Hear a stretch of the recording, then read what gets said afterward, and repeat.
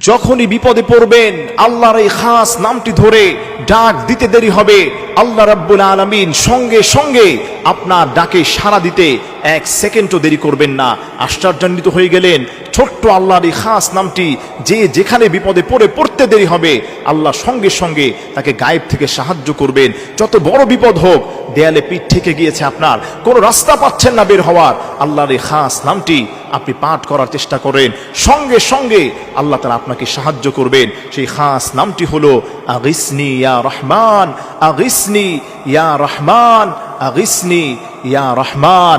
আপনারা সবাই এই বেসিক ছোট নামটি, আল্লাহর খাস নাম, আপনারা পড়তে পারেন। হাদিসের মধ্যে আসছে, নবীজি সাল্লাল্লাহু আলাইহি ওয়াসাল্লামের খুব কাছের যেই সাহাবী ছিলেন হযরত যায়েদ রাদিয়াল্লাহু তাআলা আনহু, যাকে নবীজির পালক পুত্র বলা হতো, নবীজি সাল্লাল্লাহু আলাইহি সাল্লামের কাছে তিনি 10 বছর ছিলেন। কাফেররা বিভিন্ন ভাবে নবীজি সাল্লাল্লাহু আলাইহি সাল্লামের ক্ষতি করার চেষ্টা করতেন। হযরত যায়েদ রাদিয়াল্লাহু তাআলা আনহুর উপর এত বড় টার্গেট তারা দিয়েছিল যে নবীর উপর তো আমরা আক্রমণ করতে পারছি না, এখন তার খাদেম যায়েদের উপর আক্রমণ করতে হবে। এই কথা ভেবে কিছু কাফেররা একত্রিত হয়ে হযরত যায়েদ রাদিয়াল্লাহু তাআলা আনহুকে একটি জায়গায় বন্দী করলেন, তার হাত পা বেঁধে নিলেন।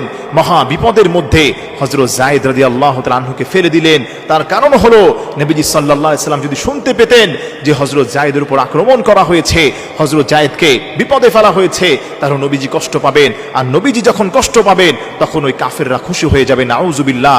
ওই সময় হযরত যায়েদ রাদিয়াল্লাহু তাআলা আনহু যেই বিপদের মধ্যে পড়েছিলেন, ওই বিপদের মুহূর্তে হযরত যায়েদের জবান থেকে বের হয়েছিল আগিসনি ইয়া রহমান, আগিসনি ইয়া রহমান, আগিসনি ইয়া রহমান। তিনি তিনবার আল্লাহর এই খাস নামটি ধরে ডাক দিতে দেরি হয়েছে, সঙ্গে সঙ্গে আল্লাহ তাআলা তার গায়েব থেকে হযরত যায়েদকে সাহায্য করতে দেরি করেন নাই। সঙ্গে সঙ্গে ফেরেশতাদের মাধ্যমে হযরত যায়েদ রাদিয়াল্লাহু তাআলা আনহুকে আল্লাহ রাব্বুল আলামিন সাহায্য করেছিলেন। এজন্য আমার প্রিয় ভাইরা, আমার প্রিয় মা বোনেরা, আল্লাহর এই খাস নামটি যদি আপনি বিপদে পড়ে 7 বার আপনি পাঠ করতে পারেন, যখনই যে কোনো বিপদে পড়ে আপনি পাঠ করতে দেরি হবে, সঙ্গে সঙ্গে আরশে আজিম থেকে আল্লাহ তাআলা আপনাকে সাহায্য করতে এক সেকেন্ডও দেরি করবেন না। এজন্য আমার প্রিয় ভাইরা, যখনই বিপদে পড়বেন, মুসিবতে পড়বেন, হাত উত্তোলন করে বলবেন আগিসনি ইয়া রহমান, আগিসনি ইয়া রহমান, আগিসনি ইয়া রহমান। এই দোয়াটা 7 বার পড়তে দেরি হবে, আল্লাহ রাব্বুল আলামিন আপনার উপর খাস রহমত নাজিল করতে দেরি করবেন না। আল্লাহু আকবার পড়েন।